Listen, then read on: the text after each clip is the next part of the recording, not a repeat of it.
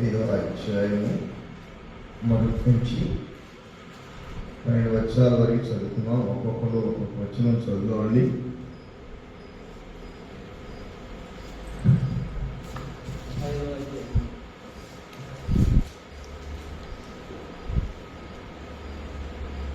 ఒక్కొక్కరు ఒక్కొక్క వచనం.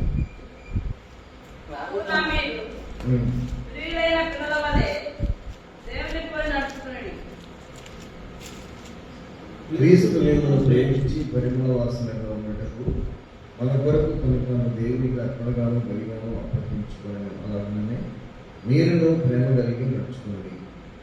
మీలో జాగ్రత్తమే కానీ ఏ విధమైన అపవిత్రతే కానీ లోపత్వమే కానీ వీటి పేరైన ఎత్తకూడదు. ఇదే పరిశుద్ధులకు తగినది. కృతజ్ఞతావచనమే మీరు ఉచ్చరింపవలను, కానీ మీరు బూతులైనను పోకివి మాటలైనను సరసోక్తులైనను ఉచ్చరింపకూడదు. ఇవి మీకు తగవు.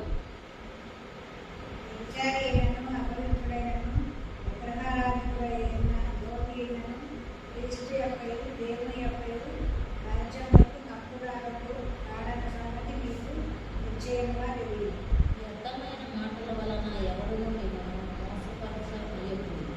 ఇట్టి క్రియల వలన దేవుని ఉగ్రత అవిధేయులైన వారి మీదికి వచ్చింది కనుక మీరు అట్టి వారితో రానివారే ఉండకూడదు. మీరు పూర్వమందు చీకటి అయి ఉండేది, ఇప్పుడైతే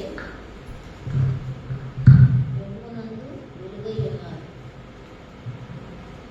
వెలుగు బలము సమస్త విధమైన మంచితనము నీతి సత్యమైన వాటిలో కనబడుతున్నది. కనుక ప్రభువుకి ఏది ప్రీతికరమైనదో దాన్ని పరీక్షించుచు ఎలుగు సంబంధుల వలె నడుచుకునుడి.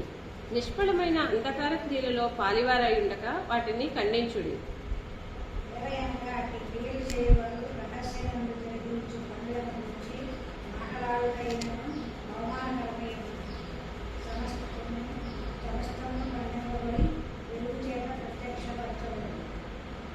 ప్రత్యక్షపరుచున్నది అది వెలుగే కదా. అందుచేత నిద్రించుకుని మీరు మేల్కొని మృతుల్లో నుండి లేము, క్రీస్తు నీ మీద ప్రకాశించుకుని ఆయన చెప్పుకున్నాడు. చాలు, ప్రార్థన చేసుకుందాం. చిన్న ప్రార్థన. పరిశుద్ధుల ప్రేమలో మాత్రం మీ పరిశుద్ధమైన నామానికే స్తుతి స్తోత్రాలు చెల్లించుకుంటున్నాను. దేవా, నీ కృపను బట్టి నీ ప్రేమను బట్టి మీరు మమ్మల్ని ప్రేమించి మరొక గురువారము ఈ మాసంలో చివరి గురువారం ప్రభావాన్ని సన్నిధిలో గడుపుకునే భాగ్యం ఇచ్చారు, సజీవులుగా ఉంచారు. క్షేమాన్ని ఇస్తున్నారు, సంతోషాన్ని, ఆనందాన్ని, కుటుంబంలో నెమ్మదిని మీరు మాకు అనుగ్రహింపచేస్తున్నారు. ప్రభావాన్ని ప్రయత్నిస్తున్నాను. కానీ నేను మర్చివారం కాకుండా మా స్వనీతిని బట్టి మేము అడుగు వేసేవారం కాకుండా దేవా ఎల్ల వేళలా నిన్ను జ్ఞాపకం చేసుకుంటూ మమ్మల్ని ఎంతగా నాయన నీ రెక్కల చాటున భద్రపరుస్తున్నటువంటి నీ మహిమ కొరకు జీవించే వారుగా అంటే ఆశ ఆలోచన కలిగిన వారుగా ఉండడానికి తగిన సహాయం దయచేయండి. ఉదయకాలము మా ప్రియులు సమకూర్చినందుకు స్తుతిస్తున్నానికి రావాల్సిన వారిని కూడా మీరు సమకూర్చి నాతో మాత్రం మీరు మాట్లాడి మీరే మహిమ ఘనత పొందుకోమని మా ప్రభును నాయన నీ కల్పడను నన్ను వారు చేయండి. నాలో మీ ఆత్మ ఉంచండి. నా దోషములను, మా పాపములను, మా దోషములను, మా బలహీనతలను క్షమించి మా మధ్య మీరు వచ్చి మాతో మాట్లాడండి. వినవానికి వినబుద్ధి, మాట్లాడడానికి శక్తినిచ్చి మహిమగా మీరు పొందుకోమని ప్రభు యేసు నామమున వేడుకుంటూ ప్రార్థిస్తున్నాము తండ్రి. ఆమేన్. వందనాలండి. మీ అందరికీ వందనాలు. కావున మీరు ప్రియులైన పిల్లల వలె దేవుని కోరి నడుచుకోండి. ప్రియులైన పిల్లలు. పౌలు ఈ సంఘానికి రాస్తున్నాడు. ఈ హెచ్చరికలు ఎవరికి? రక్షణ పొందిన వారా, కొందరి వారా? దేవుడిని ఎరిగిన వారా, ఎరగని వారా? ఎరిగిన వారికి. మనము దేవుని గురించి ఎన్నో సంగతులు వింటున్నాం. విని వినని స్థితి లేదు, వింటున్నాం. కానీ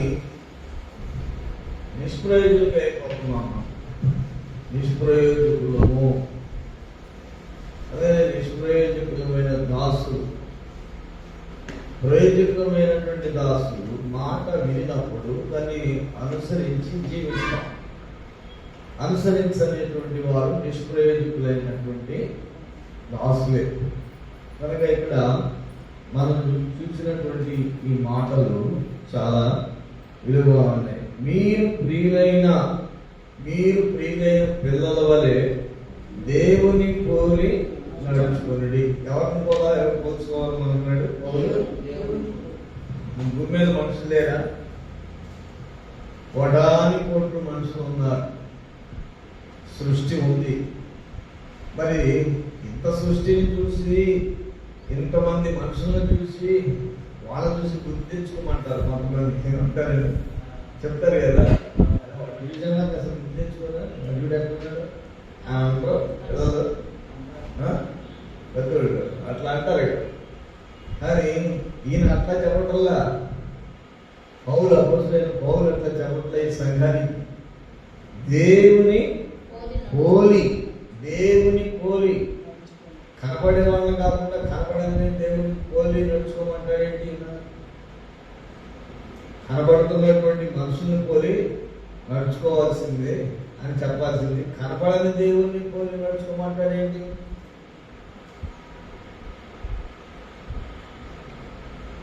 అందుకనే మరి కనపడని దేవుడు ఎట్లాగా మనం పోలి నడుచుకోవాలి?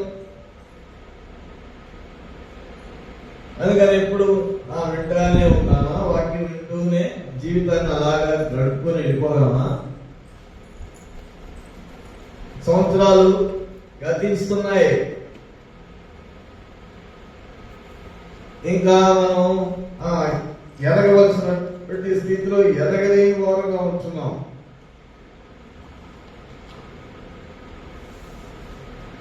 మరొకచితనమే ఆత్మీయ జీవితంలో మరొకచితనం. ఆత్మీయ జీవితంలో మరొకచితనం. కానీ ఆ మరొకచితనము మనకి ఉండకూడదు. ఎదుగుదల అంటే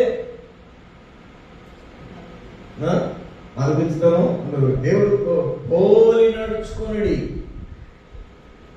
దేవుని పోలి నడుచుకుని. మనం ఎవరి పోలి చూసుకోవాలి? మనం ఏం చేస్తున్నామంటే ఒక వ్యక్తిని చూసి ఆ పోలికి చూసుకొని అతనికంటే నాకే భక్తి ఎక్కువ ఉందిలే, నేనే అతనికంటే శ్రేష్ఠుడిలే అనుకొని నడుచుకుంటున్నాం. అవును కదా? అదే ఆలోచన కదా, ఎక్కువ ఆలోచన. ఎందుకంటే మనుషుడు కొంత తగ్గించుకోకపోవడానికి గల కారణం ఏంటంటే ఎదుటి వ్యక్తి యొక్క అతనిలో ఉన్నటువంటి భక్తిహీనతను చూసి నా భక్తి ఎక్కువగా ఉందలే అని అనుకోవడం వల్ల భక్తిహీనులు అయిపోతున్నాను. అందుకని ఈయన ఏం చెప్తున్నా అంటే దేవుని పోలి నడుచుకోమంటున్నాడు. ప్రతి మనిషి ఎవరు చూడాలి? మనుషులను చూడాలా, దేవుని చూడాలా? దేవుడు పరిశుద్ధుడు. దేవుడు పరిశుద్ధుడు కనుక పరిశుద్ధుని చూడమంటున్నాడు పౌలు. ఎందుకంటే ఆయన లోకాన్ని చూశాడు, లోకంలో ఉన్న వాటిని చూశాడు, దేవుని దగ్గరికి వచ్చిన వాక్యాన్ని చూశాడు, ప్రవక్తలను చూశాడు, తను చూసుకున్నాడు, తను ఏమై ఉన్నాడో చూసుకున్నాడు. కానీ ఆయన చెప్పుకున్నటువంటి సాక్ష్యం ఏమిటంటే నువ్వు ఒక సాక్ష్యం ఇవ్వాలి. మనం ఒక సాక్ష్యాన్ని సమాజానికి ఇవ్వాలి. ఎవరిని చూసినా ఎక్కడి నుంచి వచ్చిందయ్యా నీకు ఇది? ఈ అనుభవం ఎక్కడి నుంచి సంపాదించావు? ఏ పుస్తకాల ద్వారా నువ్వు ఈ జ్ఞానాన్ని సంపాదించుకున్నావు? ఏ లైబ్రరీలో చదివావు? చాలా మంది ఐపీఎస్లు, ఐఏఎస్లు, ఐఆర్ఎస్లు మరి వాళ్ళు కోచింగ్కి వెళ్తున్నారు, ఎంతో డబ్బు ఖర్చు పెడుతున్నారు. లైబ్రరీకి ఉదయం మొదలుకొని సాయంత్రం అన్న పానాలు మానేసేసి టీవీలను కూడా ఏమి జ్ఞాపకం చేసుకోకుండా చదివిన పుస్తకాలు రెఫర్ చేసి ఎన్నో పుస్తకాలు రెఫర్ చేసి ఎక్కడెక్కడో ఒక పాయింట్ కోసం ఒక పుస్తకం అంతా చదువుతారు. అలాగా చదివి ఏం సంపాదించడానికి? నేను ఒక అధికారాన్ని సంపాదించడానికి, ఒక ఉద్యోగాన్ని సంపాదించడానికి ప్రయాసపడుతున్నాను. బైబిల్ ఎంతసేపు చదువుతున్నావు, మాటలు ఎంతసేపు మాట్లాడుతున్నావు? మాటలు బైబిల్ ఎంతసేపు? ఆ బైబిల్ చదవకు రాదండి, మాట్లాడటం వచ్చు కదా, మాట్లాడవచ్చు. బైబిల్ చదువుకో రాదు. వచ్చినా కానీ ఏం చదువుకోవాలి ఇప్పుడు బైబిల్ ప్రకారం బైబిల్ పెట్టుకుంది కనుక మనము బైబిల్ దేవుని యొక్క వాక్యము మనల్ని ఏం చేస్తుంది? శుద్ధి చేస్తుంది. మనల్ని శుద్ధి చేస్తుంది. కనుక వాక్యం చదువుకునే, వాక్యం చదవాలి. మాట్లాడటకు నిదానించువాడును, వినుటకు వేగిరపడేవాడు, చదువుటకు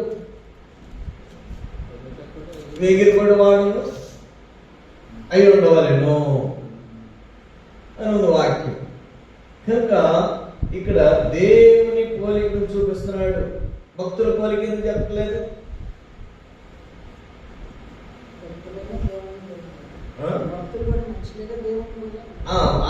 ఫలానా పోలిక చూడు, నా పోలిక అని ఎందుకు చెప్పాడు లాస్ట్ లో? నేను క్రీస్తుని పోలి నడుచుకున్నాను, నీ ఫాలో అయ్యాను, యేసుక్రీస్తు ప్రభుని, మీరు నన్ను చూడండి అని అన్నాడు కదా. అంత ధైర్యం ఎవరికి ఉంది?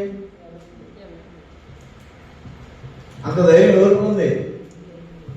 మరి ప్రయాసపడాలంటే, పోలిక దేవుని యొక్క పోలికలోనికి రావడానికి ప్రయాసపడాలంటే ఎవరు చూడాలి?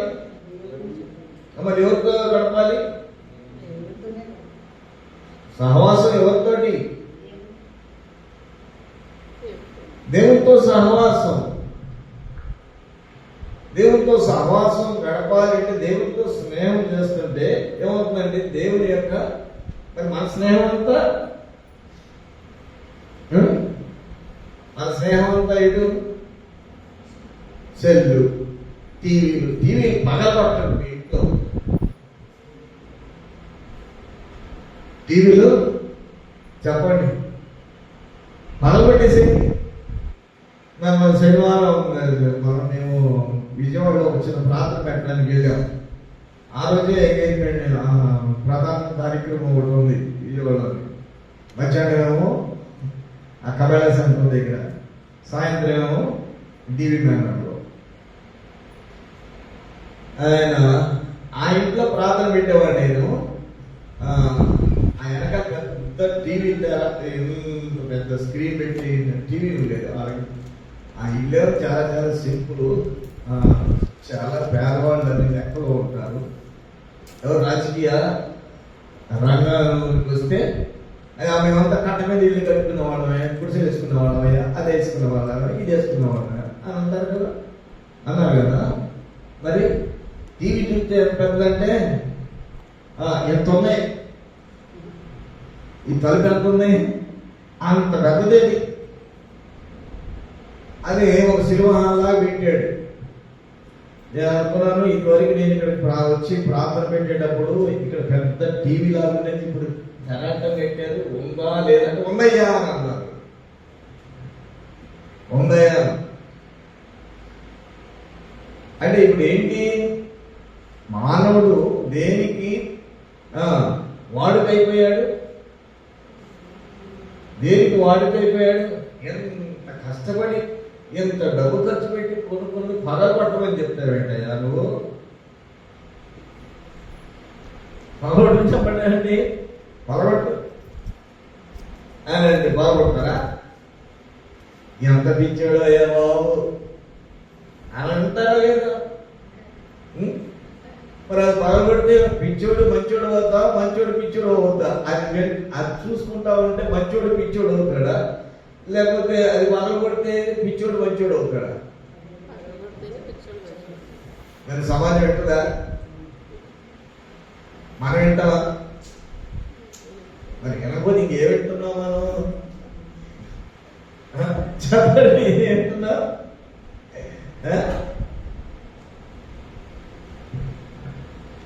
కానీ దాటేస్తున్నాం మాటలు, దేవుని వాక్యాన్ని దాటేసుకుంటున్నాం. నేను అనుకున్నాను మన ఈ సెల్లో చాలాసార్లు సెల్ మానేయాలి, చూడకూడదు ఇది ఎందుకు అనవసరం కదా. ఏంటంటే చిన్న ఫోన్, ఆ ఫోన్ కొనుక్కుంటే బాగుంటుంది, తిమ్మతి గారి దగ్గర ఉన్న ఫోన్ లాంటి కొనుక్కుంటే బాగుంటుంది, అలాంటిదే బాగుంటుంది.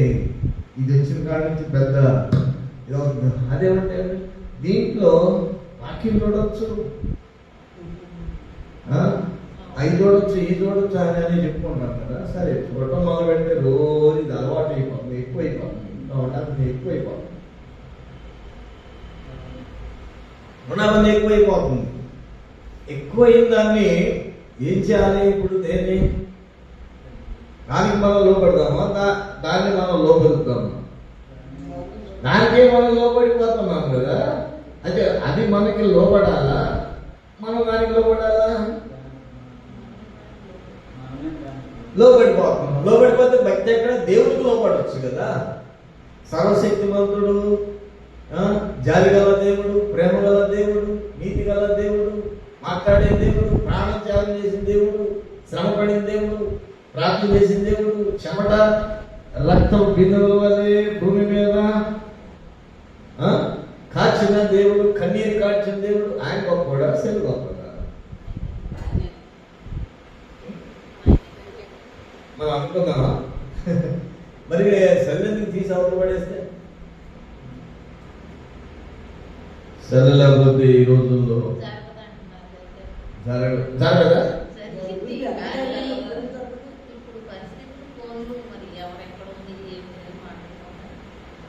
పాత దినానికి వెళ్ళిపోదాం.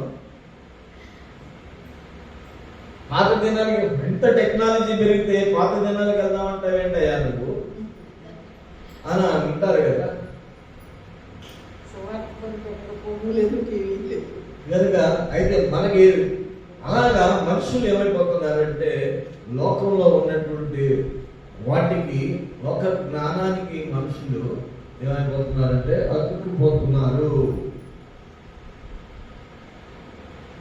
దేవునికి అతుక్కున్నాడు. కానీ ఇక్కడ పౌలు చెప్తున్న మాట ఏంటంటే 1వ వచనంలోనే దేవుని పోలి నడుచుకోండి, దేవుని పోలి నడుచుకోండి, ప్రియమైన పిల్లల వలె.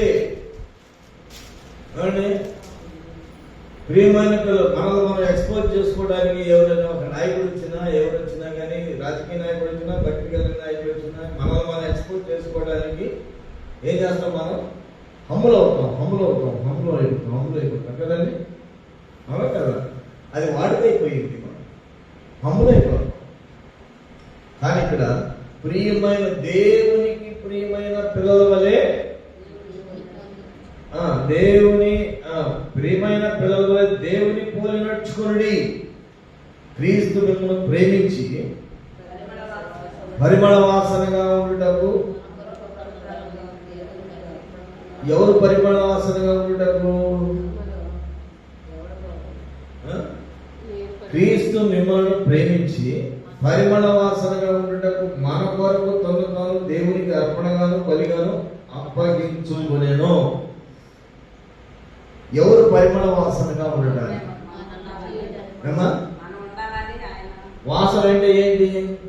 పరిమళ వాసన అంటే ఏంటి?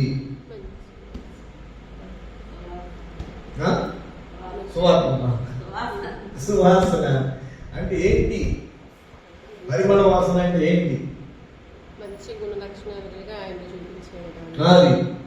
మంచి సువాసన, క్రీస్తు వాసన,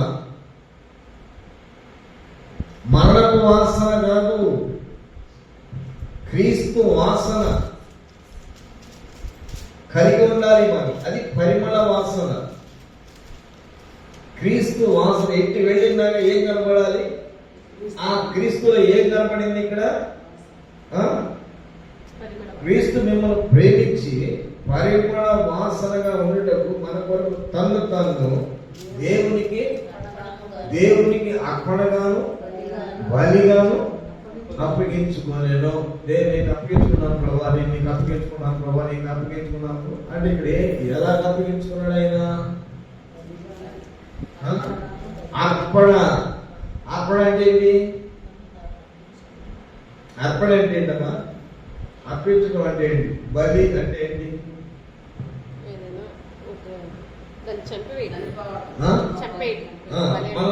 నన్ను నేను అప్పగించుకోవడం, నన్ను అని బలి. అప్పట్లో బలి ఎవరికి అప్పగించుకున్నాడు? మరి మనల్ని మనం యేసుక్రీస్తు ప్రభుకి అప్పగించుకోవాలంటే చంపుకోవాలా? అంటే నీ ప్రాణం అంటే దేవుడు ఏంటయా మీకు, నీ దేవుడు ప్రాణాలు అందరు ప్రాణాలు కోరుకుంటున్నాడా అని అంటారు కదా. మరి చెప్పండి, మనల్ని మనం సాక్రిఫైస్ చేసుకునే విధానానికి రాలేకపోతున్నాం. మనం ఒక దానికి అడిక్ట్ అయిపోతున్నాం. లోకంలో ఉన్నదానికి ఏమైపోతున్నాం? అతుక్కుపోతున్నాం.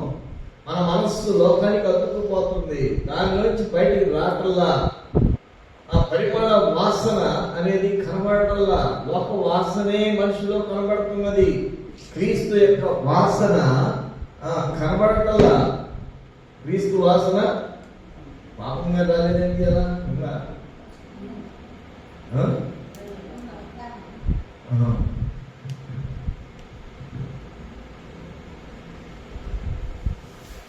క్రీస్తు యొక్క వాసన, లోక వాసన ఏమిటి? అది లోక సంబంధమైంది, శరీర సంబంధమైంది. కానీ క్రీస్తు యొక్క వాసన అది దేవుని యొక్క కోరికలోనికి వచ్చేది. అది ఎలాంటిదంటే పరిశుద్ధమైనది. ఆ పరిశుద్ధమైనటువంటి పరిమళ వాసనగా ఉండటకు మన కొరకు తను దేవునికి అర్పణగాను బలిగాను అప్పగించుకొనెను. ఏదన్నా పని చెప్పాను దానికి ఎదురు చెప్తున్నాను. అది కాదు, అలా చేద్దాం, ఇలా చేద్దాం, ఏం చేద్దాం, అది చేద్దాం, అది చేద్దాం, ఏం చేద్దాం చెప్పిన మాట వింటలేదు. కానీ ఇంకోటి ఎదురు చెప్తున్నారు. అక్కడ తండ్రి యొక్క నిన్ను అబ్బాయి కుమారుడిగా పంపించారు, నిన్ను భూమి మీదకి అందరిలాంటి వాడిగా పంపలేదు. మీకు ఒక ప్రత్యేకమైన జన్మనిచ్చాను. కానీ నీవు నా కుమారుడివి, నేను నీవు నాకు ప్రియమైన కుమారుడు, ఈయన నేను ఆనందించుకున్నానని ఆకాశం నుండి ఒక శబ్దము విన్నాను. అంతేనా? అయితే మరి ఏంటయ్యా ఇంత ప్రేమించానని చెప్తున్నారు కదా, మరి అప్పగించడం బలి అర్పణ. ఇస్సాకు బలికి అర్పించుకున్నాడు తండ్రికి. ఆ దినాల్లో క్రీస్తు పుట్టక మునిపే అబ్రహాము పుట్టినప్పుడు సూచనగా ఇస్సాకుని అక్కడ బలి అర్పించడానికి తండ్రి కట్టులున్నవి నీకు ఉన్నదే, కానీ బలి అర్పణేది అని అడుగుతున్నాడు. దేవుడే చూసుకుంటాడు రాయ్య అని అన్నప్పుడు ఏం చేశాడు? మౌనంగా వెళ్ళాడా కదా. వెళ్ళిన తర్వాత ఆ బలి నువ్వే అని అర్థం చేశాడా లేదా? అర్థం చేసినప్పుడు అదేంటి నాన్న నువ్వు తండ్రి, అదేంటి నువ్వు ఎలా చెప్పి నువ్వు దేవుడే చూసుకుంటానని చెప్పి మళ్ళీ నన్ను కట్టేస్తున్నావు ఏంటి అని అన్నాడా? ఏమండి? భక్తి లేదు మనకి, అప్పగించుకోలేకపోతున్నాం. ఏదో అలవాటు చెప్పున వస్తున్నాం పోతున్నాం, కానీ అలవాటు చెప్పున వస్తున్నాం పోతున్నాం, కానీ భక్తి విధానాలు లేదు. అర్పణగాను బలిగాను అప్పగించుకొనెను, అలాగనే మీరును ప్రేమ కలిగి నడుచుకున్నాను. చెప్పాడు కదా స్పష్టంగా. దేవుని పోలి నడుచుకుంటే ఏంటి? దేవుని పోలి అంటే దేవుని పోలి నడుచుకోండి అని 5 మాటలు చెప్పాడు. ఇప్పుడు ఏం చెప్పాడు? అలా నడుచుకోండి అని అన్నాడు. ఎంతమంది మనం ముందుకు వస్తాం? అలాంటి సందర్భాలు వస్తే ఎంతమంది ముందుకు వస్తాం?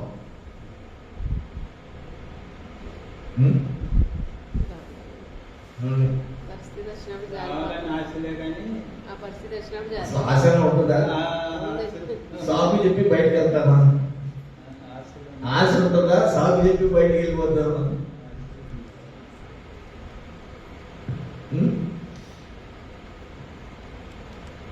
పరలోక రాజ్యాన్ని ఎలా సంపాదిస్తామో మనకి తెలియదు. కనుక ఇక్కడ ఆ మాదిరి పౌలు ఎఫెసీ సంఘానికి ఎలా చూపిస్తున్నాడో చూడండి. బలిగాను అర్పణగాను తన్ను తండ్రికి అప్పగించుకున్నాడు. అలాగుననే మీరు ప్రేమ కలిగి మరి ఈ విషయంలో మరి ఈ దేవుడు వద్దలే వేరే దేవుడికి పోదామా? ఈ దేవుడు అనే మార్గం ఈ మార్గం వద్దలే వేరే మార్గానికి వెళ్దామా? అంతే అనుకుంటా కదా. ఇలా కాదు, ఈ మార్గం కాదు, ఆ మార్గంలో వెళ్దామా?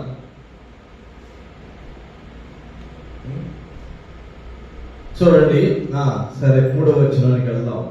మీరు జాగ్రత్తమే గాని ఏ విధమైన పవిత్రతే గాని లోభత్వమే గాని వీటి పేరైనను అబ్బా క్రియలు కాదంట, క్రియలు కాదంట,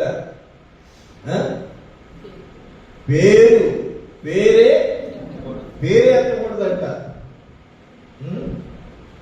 జాగ్రత్తమే గాని ఏ విధమైన అపవిత్రతే గాని లోభత్వమే గాని వీటి పేరైనను ఎత్తకూడదు. ఇదే పరిశుద్ధులకు తగినది. ఆ మాట వినకూడదు, పేరు ఎత్తకూడదు. భక్తి చేస్తా ఉంటే పొద్దున కత్తి నూరే కొద్దిగా పొద్దున వస్తుంది. భక్తి వాక్యం వినే కొద్దిగా దాన్ని అనుసరిస్తూ ఉంటే భక్తి యొక్క విలువ పెరుగుతుంది. దాని అనుకరణకి రాకపోతే విని వెళ్ళిపోతే అది మొద్దు పారిపోతుంది. పనికిరాదు, ఆ భక్తి పనికిరాదు, ఆ వ్యక్తే పనికిరాదు. అదేనా, ఆ వ్యక్తి పనికిరాడు. ఇదే పరిశుద్ధులకు పేరే ఎత్తకూడదంట. ఆ అపవిత్రమైనటువంటిది జాగ్రత్తమే కానీ అపవిత్రమైనదే కానీ లోభత్వము. లోభత్వం అంటే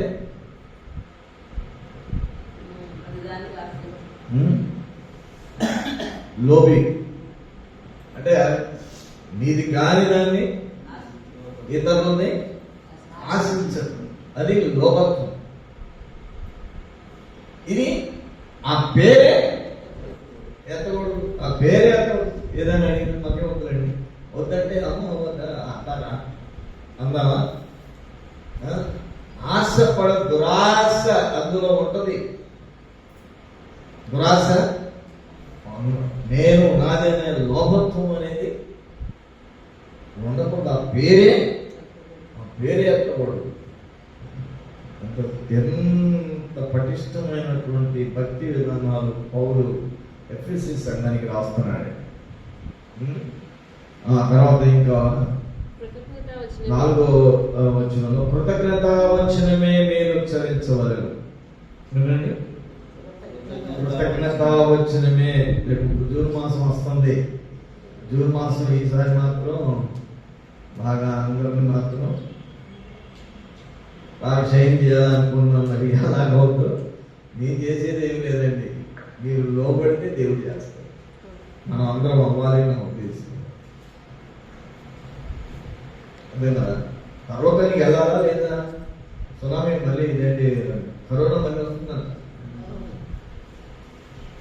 మరి టీవీ చూస్తున్నారు కదా, కరోనా వస్తుంది చూస్తుందిగా.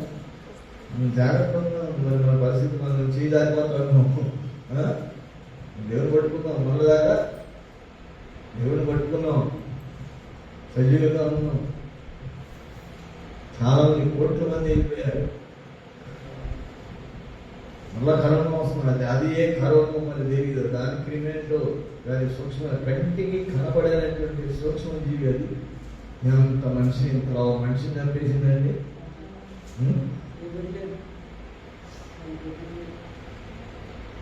అది ఏమైనా కంటికి కనబడేది? అది గాలిలో గాలిలో వచ్చి గాలిలో నుంచి అది మనుషులని ప్రవేశించి మళ్ళా అదంతా శరీరం అంతా ఆగిపోయి చేసేసి మొత్తం టోటల్గా మనిషిని చేసేసి మరణానికి తీసేసింది అది. అలాంటి క్రిమిని కంటి కనపడే క్రిమే పంపించాడు. కనపడే క్రిమి వచ్చింది అనుకోండి, దేవుడు ఇంకా పంపించే మేము ఇంకా ఎక్కడ ఉంటాము? మెడత వస్తాయంట, అది వస్తుందంట, అది వస్తుందంట, అది చెప్పి అవి వచ్చి పోయినాయి అనంట. కొంతమంది శ్రమలు వస్తాయంట. సూచనలు ఇలా అవన్నీ మన మీదకి రాకమునిపే ఈ జాగ్రత్త మనం కలిగి ఉన్నట్లయితే పరిశుద్ధులకు తగదో, ఇదే పరిశుద్ధులకు తగినది. కృతజ్ఞత వచనమే మీరు ఉచ్చరించవలెను. కృతజ్ఞత వచనమే ఎవరైనా సరే, మీ తల్లైనా, తండ్రైనా, కుమారుడైనా, తనడైనా, చిన్నవాడైనా, పెద్దవాడైనా, ఎవరైనా ఏ స్థితిలో ఉన్నప్పుడు కూడా ఏ వచనం మనం నేర్చుకోవాలి? కృతజ్ఞత వచనమే ఉచ్చరించాలి. నేను మన తాళం మర్చిపోయి వచ్చాను. ఇప్పుడు సెంటర్లో ఏమొస్తుంది? తాళం మర్చిపోయి మొత్తం వచ్చేసాము. వచ్చేసిన తర్వాత దగ్గర వాళ్ళ దగ్గరికి వస్తున్నాం. తాళం మర్చిపోయామా అంటే సైడ్ బయట మరి రిటర్న్ మరి వెళ్దామా అని అంటే వద్దులే, నేను పోదాం కదా, చర్చిలో ఉంటాను. నా మనసుకు వచ్చి ప్రార్థన చేసుకుంటున్నాను. ఆటోమేటిక్గా నువ్వెందుకు తాళం ఇవ్వలేదు నాకు వెళ్తుంది కదా, ఆ మనసు వస్తుందా లేదా? నువ్వు ఎందుకు నాకు తాళం ఇవ్వలేదు? తాళం నీ దగ్గర ఉంచుకున్నావా? నాకు ఇవ్వాలి కదా, నువ్వు ఎందుకు అడగలేదు? వస్తుంది కదా, నువ్వు ఎందుకు నువ్వు వెళ్తున్నావు కదా, నువ్వు ఎందుకు అడగలేదు అని నన్ను అనవచ్చు. నువ్వు నాకు తాళం ఎందుకు ఇవ్వలేదని నేను అడగవచ్చు. అడిగితే అప్పుడేమవుతుంది? సమాధానం వచ్చుదా రాదా? సమాధానం రాదా? నువ్వు ఎందుకు అడగలేదు అని సమాధానం వచ్చింది కదా. మరి ఇప్పుడు సమాధానం ఎట్లా రావాలి? ఏం సమాధానం అని చెప్పు? సమాధానం ఎట్లా రావాలి? సమాధానం ఎలా రావాలి? నేనే నిన్ను అడగటం మర్చిపోయాను అంటే అప్పుడు అమ్మగారు అయ్యో నేను కూడా మీకు ఇవ్వడం మర్చిపోయాను అని ఆమె కూడా మంచిగా మాట్లాడుతుంది. ఇప్పుడు అత్తగారు ఎందుకు ఇవ్వదంటే నువ్వు ఎందుకు అడగలేదు? అసమాధానానికి చోటు వస్తుంది కానీ సమాధానానికి చోటు రావాలి. ఎగ్జాంపుల్, చిన్న ఎగ్జాంపుల్ చెప్పాను. గవర్నమెంట్ పర్వాలేదు, మందిరం ఉంది, మందిరంలో పడుకుంటాను, ఇప్పుడు బట్టలు లేవు, ఏమి లేవు, మొత్తం అలాగే మీకు వస్తా ప్రసంగం ఏమన్నాడంటే ఇద్దరు ఉన్నారు. ఎవరు? కుటుంబరావు ఉన్నాడు, ప్రసంగం అన్నాడు, అయ్యా ఇక్కడ మనం బండి ఇది తల కొనుక్కున్నాము అన్నాడు. సరే అక్కడ కావాలని వచ్చి స్నానం చేసేసి మామూలుగా అక్కడ ప్రార్థన చేసుకొని కొనుక్కున్నాను. సరే నేనే మర్చిపోయాను అన్న బేస్ మీదకి నేను వచ్చేసాను. అంతేగా ఆ మాట మీద నేను అలాంటి సర్లే మరి ఏం తింటారు ఏంటి అంటే తినడానికి ఏమో ప్రాబ్లం తినడానికి సమస్య కాదు అని అనుకుని నేనే మర్చిపోయాను. అదే యోనా గుర్తుకొచ్చాడు. నన్ను బట్టి వాళ్ళు పొరపాటు చేస్తున్నారంటే ఆ పొరపాటు దేని వల్ల కలిగింది? అది నన్ను బట్టే అనుకుంటే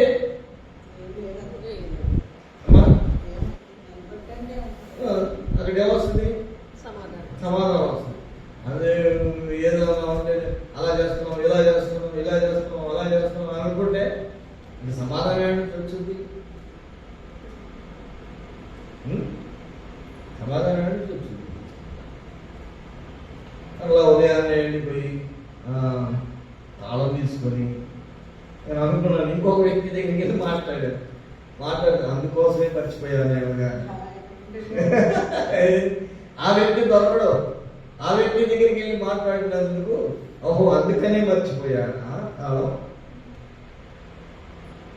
ఒక ఏ కోణమైనా ఒక వ్యక్తిని బాగు చేయడానికి దేవుని అనుబంధాన్ని కలిగి ఉండడానికి నేను రిక్తనిగా చేస్తున్నాను. అది నువ్వు అర్పణ చేసుకోవాలంటే నీ ప్రాణాయాన్ని ఏమవసరం కానీ ఆయన అప్పగించుకున్నాడంటే బలిగాను అర్పణగాను అప్పగించుకున్నాడంటే నిన్ను నువ్వు దేనికి అప్పగించుకోవాలి? చెప్పండి, నేను నువ్వు దేనికి అప్పగించుకోవాలి? ఏదన్నా ఒక మాట అన్నారనుకోండి, అప్పుడు మనం దేనికి అప్పగించాలి? అంతే.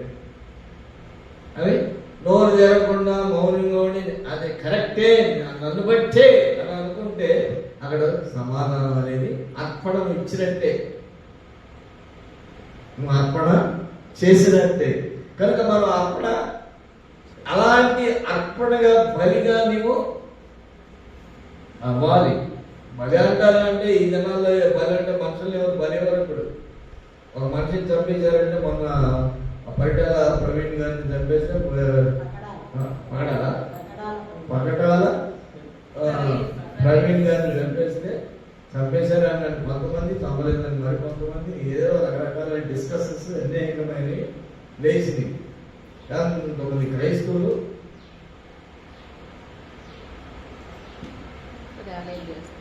ఎన్ని ర్యాలీ చేసి ఒక మనిషి చంపితే ఎన్ని ర్యాలీ చేస్తే ఆ మనిషి పోతాడా? ఒక తుఫాను వచ్చిందంటే కొన్ని వేల మంది చచ్చి, ఈ కరోనా వస్తే కోట్ల మంది చచ్చిపోయారు. ర్యాలీ చేయండి అందరూ. ర్యాలీ చేద్దామా? ఎవరి మీద ర్యాలీ చేస్తాం? చేయగలుగుతామా? చేయలేము. అది సృష్టి, అది దేవుడు పంపించింది.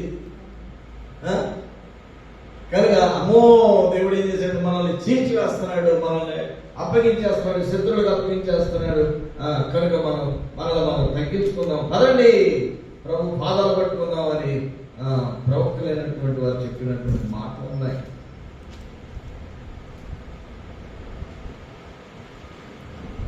కనుక అర్పణగాను బలిగాను నేను ఏం చేయాలి?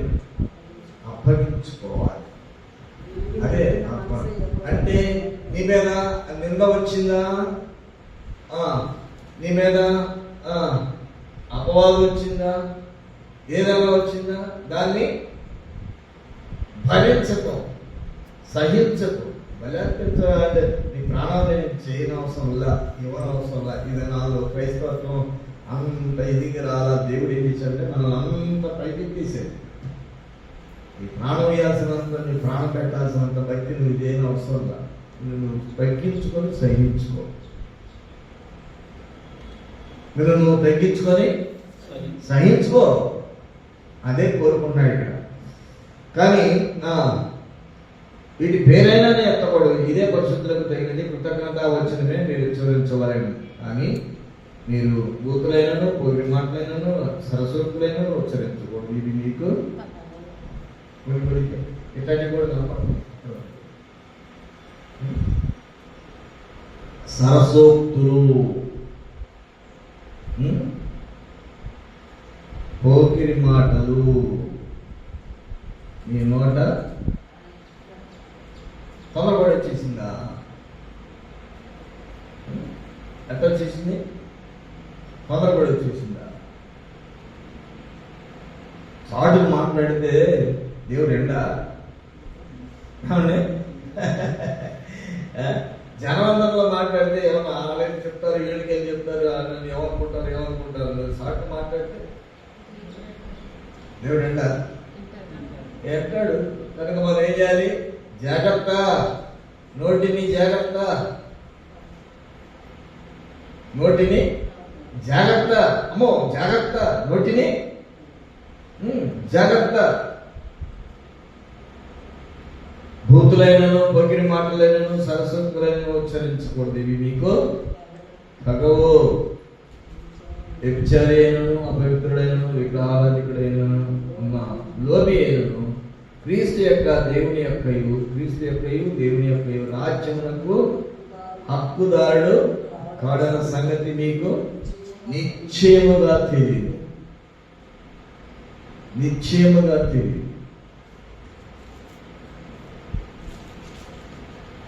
కనుక ఈ భాగాల్లో కొన్ని వ్యభిచారి, అపవిత్రత, విగ్రహారాధన, లోబి, వీళ్ళు యేసుక్రీస్తు ప్రభు యొక్క అంటే దేవుని యొక్క రాజ్యానికి హక్కుదారులు ప్రవేశించలేరు. First time. అయితే మనం ఎక్కడున్నాం?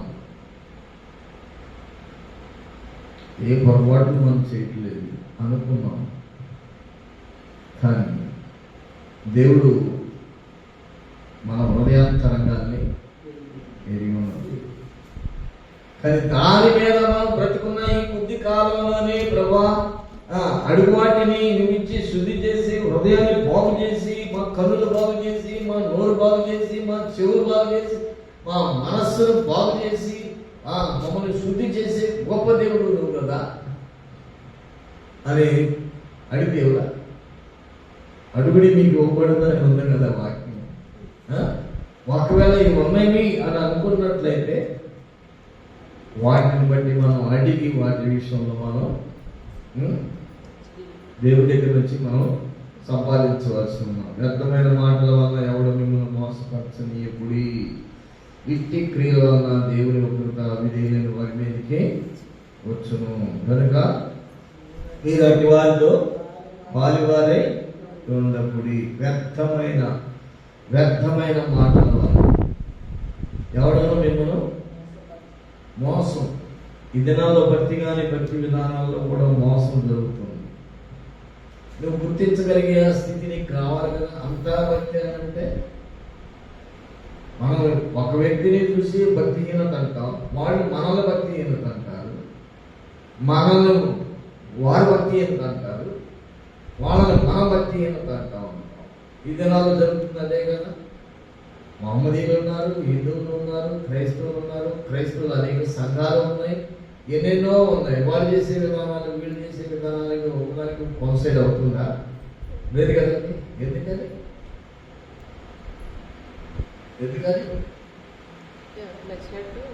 సమాధానం లేదు. వాక్యము ఎలా చెప్పుకుంటే అలాగా లోబడే స్థితి మానవుడికి లేదు అని కొనసాగుతుంది. అందుకని అంటాడు ఈ పౌలే అంటాడు, విష చేతనైనను కక్ష చేతనైనను క్రీస్తు ప్రకటించబడుతున్నాడు. క్రీస్తు ప్రకటించబడుతున్నాడు. అయిననేమి చేత గాని సత్యము చేత గాని ఏ విధము చేతనైనను క్రీస్తు ప్రకటింపబడుచున్నాడు. అది క్రీస్తు ప్రకటించబడుతున్నాడు అనే దానికి ఆయన నేను సంతోషించుచున్నాను. ఆ మాట సంతోషిస్తున్నాడు. యేసుక్రీస్తు ప్రభువుని ప్రకటిస్తున్నారు. శుద్ధ మనసుతో కాక కక్షతోను క్రీస్తును ప్రకటిస్తున్నారు. శుద్ధ మనసుతో కాక కక్షతో క్రీస్తును ప్రకటించుచున్నారు. చూడండి, ఎందుకని ఒకళ్ళ వస్తుంది ఇద్దరు ప్రకటించేది ఒకళ్ళ వస్తుంది, కానీ ఇద్దరు ప్రకటించేది మరి ఏమన్నారు? నువ్వు ప్రకటించేది కరెక్ట్ కాదు, నువ్వు ప్రకటించేది కరెక్ట్ కాదు అని దేవుడు అంటాడా? ఒకళ్ళకి వస్తున్నట్టు లేదు, కానీ క్రీస్తును ప్రకటిస్తున్నారు.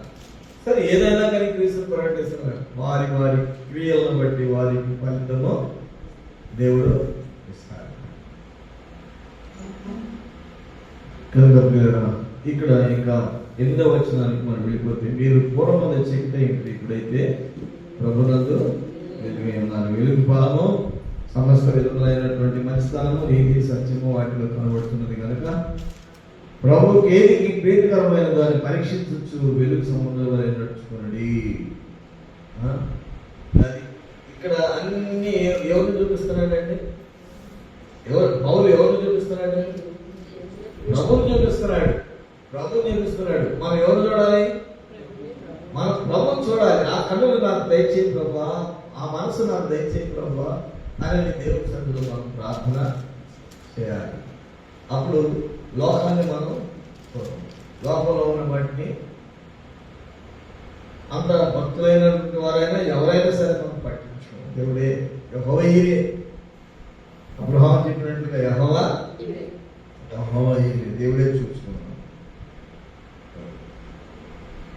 నిష్ఫలమైనటువంటి అంధకార క్రియలు పాలువారై ఉండకుండా వాటిని ఖండించు. అంధకార నిష్ఫలమైనటువంటి అంధకారమైనటువంటి క్రియల్లో పాలువారై ఉండగా వాటిని ఖండించండి. ఏంటై అంధకార క్రియలు ఏంటి? ఒకటి చెప్పండి. నిష్ఫలమైన ఫలితం.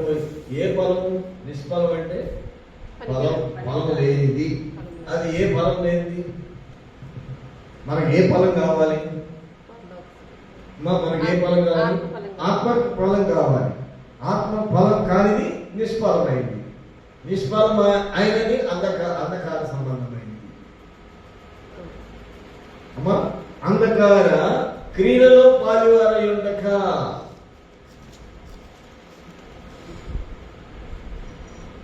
వాటిలో మనం షేర్ అయిపోయాం, దీంట్లో షేర్ అయిపోయాం, ఇంట్లో అయిపోయాం, మనం వాటికి స్టిక్ అయిపోయాం, వాటికి అటాచ్ అయిపోయాం, బంధించబడ్డాం. అలాగా వాటిల్లో నీవు బంధించబడక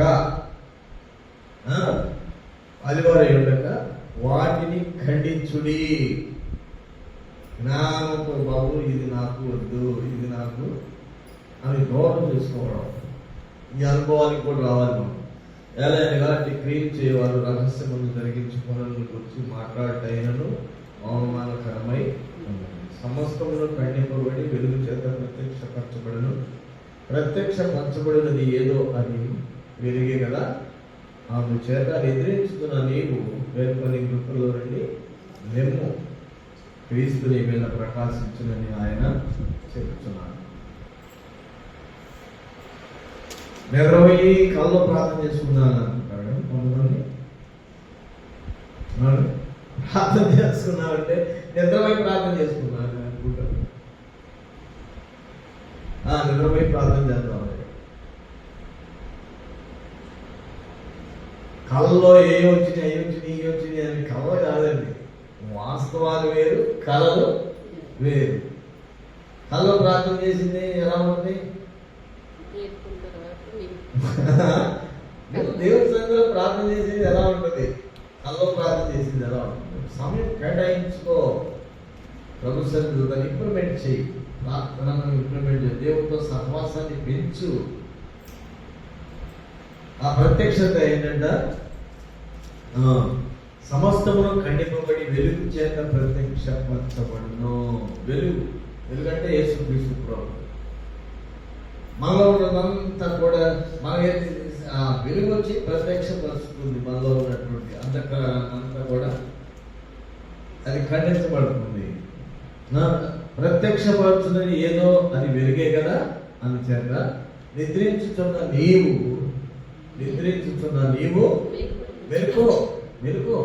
మెలుకోవడం అంటే ఏ నిద్ర? బాహ్య సంబంధమైన నిద్ర కాదు. నేను చెప్పాను రాత్రి అక్కడ మార్పులు పొందేవారు. ఒక్కరోజు మీరు కంటిన్యూగా ఈ రాత్రికి వెలుగు నిజమాని అన్నాడు ఒక ఆయన. నిజమేనన్నా. నువ్వు ఈ రోజు మాత్రము కంటిన్యూ 6 hours ఈ 6 o'clock నుంచి రేపు మార్నింగ్ ఈవినింగ్ 6 o'clock వరకు నువ్వు ప్రభు పాదాలు పట్టుకొని నువ్వు 1 day పెరుగులాడినట్లయితే ఆ గొప్ప రక్షణ నీ సొంతం ఉంది. అని నిజమాన నేను ఇక్కడే ఉంటాను. ఈ రాత్రి మీలో ఎంతమంది పెరుగులాడతారో చూస్తానన్న. అంటే అసలు ఎంత హ్యాపీగా రిసీవ్ చేసుకున్నారంటే వాడు ఆ మాట చాలా సంతోషంగా తీసుకున్నారు. ఆ మాటని 11 దాటింది, ఎవరు కనబడుతుందా? ప్రార్థన చేసేవాళ్ళు ఎవరు కనబడుతుందా? నిద్రపోతున్నారు. 1 గంటలు చూశాను, మళ్ళీ నిద్రపోతున్నారు. 3 గంటలు చూశాను, నిద్రపోతున్నారు. కూర్చున్నాను 1 గంట బైబిల్ చదివి మళ్ళా నేను 1 గంట ప్రార్థన చేసి 4:30 అయిపోయింది. అప్పుడు లేస్తే మొత్తం మీద ఉన్నారు. ఇంకా చెప్పండి కానీ అనుకున్నారా లేదా? అమ్మా 6 నుంచి 6 వరకేనా అబ్బా ఈజీగా ఉంది మాట. నెరవేర్పుకు వచ్చేసరికి మత్తుల నుంచి బయటికి రాలేదు. మత్తుల నుంచి బయటికి రాలేదు. చెయ్యి, తప్పనిసరిగా దేవుడు నీకు సహాయం చేస్తాడు. క్రీస్తు నీ మీద ప్రకాశించునని ఆయన చెప్పుచున్నాడు. యేసుక్రీస్తు ప్రభు నీ మీద మనం రక్షించబడినటువంటి అనుభవంలో ఉన్నటువంటి మన సొంతం కావాల్సింది ఏంటంటే మనం స్థిరపడటానికి మరొకరిని వెలుగులోకి తీసుకురావడానికి మనం ప్రయాసపడాలి. మనం స్థిరపడాలి. స్థిరత్వం లేకపోతే నీకు ఉన్నది పోతే, ఉన్నది పారిపోతే చెప్పండి, ఉన్నది పారిపోతే ఇంకేముంది? ఆ నిప్పే కదా. కనుక నువ్వు స్థిరపడితే, అందుకని పేతురు అన్నాడు, ఏమన్నాడంటే, పేతురు నీవు స్థిరపడి ఇతరులని కూడా స్థిరపరచు. రక్షించబడిన అనుభవంలో ఉన్నటువంటి మనము నీ నమ్మిక తప్పిపోకుండానట్లు నేను నీ కొరకు వేడుకుంటుని. నీ మనసు తిరిగిన తర్వాత నీ సహోదరులను స్థిరపరచమని చెప్పాను. నీ సహోదరులను స్థిరపరచు. నీ మనసు తిరిగిన తర్వాత కనుక మనం మన మనస్సుని దేవుని వైపు మళ్ళించుకొని స్థిరపడి మరొక వ్యక్తి మెలుకో. నిద్రపోతున్నా నీవు మేలుకొని ఆయన యొక్క మెలుకుని ఆయన ప్రత్యక్షత నీ మీద, ఆయన వెలుగు నీ మీద ప్రకాశించును రాక. ప్రభుని కలిగి ఉన్నాడు కనుక మనకు చెప్తున్నాడు. పౌలు ప్రభుని కలిగి ఉన్నాడు కనుక అలా చేయండి అని చెప్తున్నాడు. అంత బలమైనటువంటి మాటలు. కాలపంతుల్లోకి లోకం జ్ఞానం పెరిగిపోతున్నప్పుడు లోక జ్ఞానాన్ని బట్టి, లోక సంపాదనలు బట్టి భక్తికి మూలమైన దాన్ని వదిలిపెట్టేస్తున్నారు చాలా మంది. భక్తికి మూలమైన దాన్ని వదిలిపెట్టేస్తున్నారు. కనుక ప్రార్థన మన జీవితాన్ని ఎప్పుడైతే అభివృద్ధి చేసుకుంటామో మన యోగ్యులను కాదు. ప్రార్థన చేసుకున్నాం.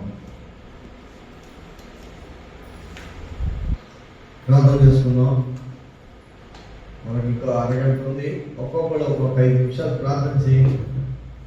మనం